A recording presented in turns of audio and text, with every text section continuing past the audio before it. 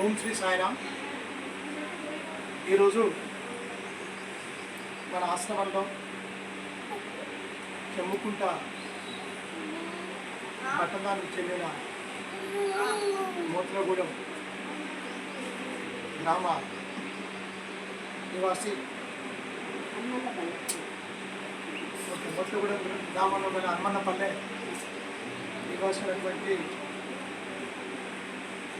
ఏబుసి వదలు స్వరూప పుణ్య దంపతుల కుమారుడైనటువంటి ఏబుసి ప్రశాంత్ మమత వాళ్ళ కుమారుడు విహాన్ ఫస్ట్ బర్త్డే జన్మదినోత్సవం సందర్భంగా మన ఆశ్రమంలో ఉన్నటువంటి దివ్యాంగ విద్యార్థులందరికీ ఒక పూట భోజన కార్యక్రమం ఏర్పాటు చేయడం జరిగింది.